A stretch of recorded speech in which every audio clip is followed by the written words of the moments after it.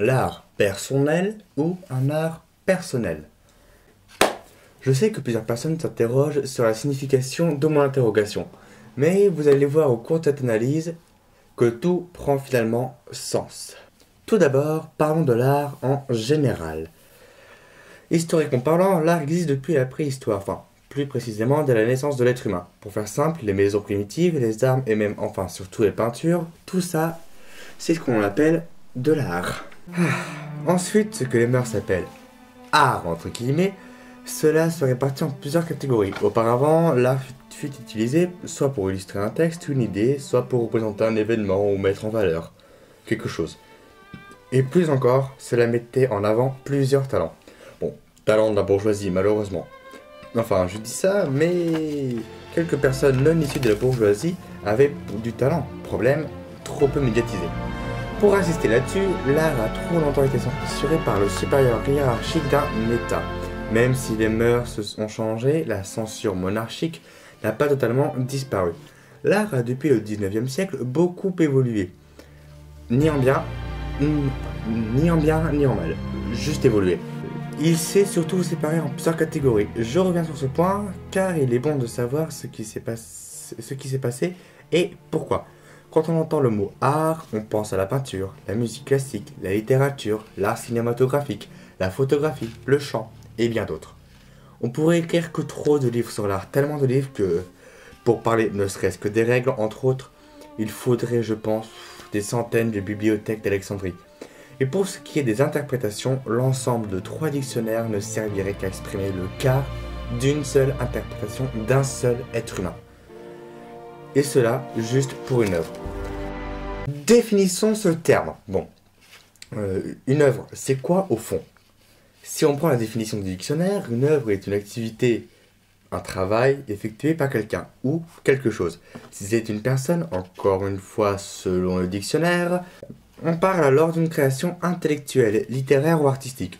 Voilà, pour résumer, c'est un travail. Et puis, il est devenu appréciable par les mœurs, et c'est grâce aux mœurs que l'art a pris son envol. Je parle d'envol au sens imagé. Il est vrai qu'on peut s'imaginer l'art avec des ailes que l'on nommerait mœurs, et que ces ailes lui permettent de voler. Et vous avez totalement raison, si l'être humain ne s'était jamais intéressé à l'art, celui-ci n'existerait pas. Autant vous dire que quand l'être humain s'est intéressé à l'art, il a dit que c'était beau. Mais au fond, qu'est-ce que le terme beau? Le terme beau a été inventé par rapport à nos sens. Et là, je vais devoir aller dans la deuxième partie parce que ça va être totalement subjectif, et ce qui est totalement le cas. Et du coup, vous avez compris que l'art perdait son aile. Maintenant, parlons de l'art personnel. Quand je parle d'un art personnel, je parle surtout de ce que je vis au quotidien, ce que je vois, ce que je sens, ce que j'écoute, ce que je touche et ce que je goûte. Oui, en gros, je vais parler des 5 sens. On a souvent tendance à les négliger, je trouve. Prenons la vue. D'un point de vue scientifique, c'est une activité par les yeux. Je n'irai pas plus loin dans la science, car je suis dans elle, et qu'il ne faut pas déconner non plus. Quand on parle de voir, mais vraiment voir, pas seulement passer devant quelque chose et partir juste après. Voir est pour moi synonyme de ressentir. J'invite plein de gens à se poser 5-10 minutes devant une œuvre, enfin une fresque, quelque chose de visible, même une maison, et te demander mais qu'est-ce que je vois? Il en est de même pour l'ouïe, cet outil merveilleux que le corps humain possède. Ce qui est encore plus merveilleux, c'est de savoir s'en servir. Entendons-nous bien sur le fait que certes, il y a des fois des choses qu'on n'aimerait pas et même qu'on ne doit pas entendre. Mais pourtant, si on s'intéresse correctement à un discours oratoire, on saura enfin de quoi on parle. Et là, j'invite plein de personnes aussi à se mettre, à écouter un poème, une chanson, même un discours politique, et de se demander mais que veut dire cette personne? Vraiment, qu'est-ce qu'elle veut dire? Je dois vous avouer que je n'ai pas la science infuse, et encore heureux. Donc c'est pour ça que je parlerai ni du goût ni de l'odorat. Bon, j'ai parlé de la vue et de l'ouïe. Attaquons-nous maintenant au meilleur des 5 sens, le toucher. Pourquoi je dis que c'est le meilleur? Car c'est une des rares options que même le corps aveugle ou même sourd peut ressentir. Et ne me dites pas que les tétraplégiques ne peuvent pas user de ce sens, car sa principale fonction est qu'il s'utilise sur le corps entier. Chaque texture, objet ou autre chose a son trait différent des autres. Et là, je ne vous donne pas de réflexion, à vous de la trouver. Bon, je suis confronté à un gros problème. Ma conclusion va vous paraître subjective, et pourtant je vous assure qu'elle a une part d'objectivité. Allons-y. Au cours de cette vidéo, je ne vous ai pas explicité ce qu'est l'art dans sa définition pure et dure. Et c'est tout à fait normal, car il est impossible de le définir tellement il change chaque jour. L'art ne devrait pas avoir de définition pure, on a tous une définition vague et surtout personnelle de cet alien. La mienne, vous venez de la voir, et encore, elle n'est pas complète, je trouve.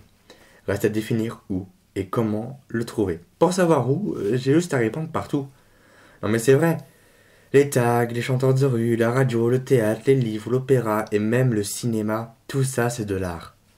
Et pour ce qui est de comment, j'ai juste à penser qu'il suffit d'être curieux. Allez, ça l'a été. Voilà, cette vidéo vient d'être terminée. N'oubliez pas de vous abonner, je ne sais pas où, enfin, ce que je sais, c'est que c'est dans la description. N'oubliez pas de lâcher une petite patoune en l'air, ça ferait plaisir à notre cher ami Bernie Lamouette qui est parti en vacances. Salut Bernie. Et oui, appuyez sur la petite clochette là, vous savez, les petits trucs ridicules là en gris à côté du truc abonné. Ouais, c'est pour se recevoir les notifications, ce serait super sympa. Et avant de quitter, et avant de vous quitter, laissez-moi vous souhaiter de bonnes fêtes de fin d'année. Prenez de bonnes résolutions, mais à balle. Et surtout, pour créer un petit débat lors du repas de famille, parce qu'il en faut toujours un, posez-vous cette question. Et surtout, répondez-y. Pensez-vous que l'art perd son aile ou qu'il s'agit d'un art personnel? Sur ce, c'était Lucas sur Une Culture. Bonne fête de fin d'année. C'était votre cadeau de Noël. Tchuss.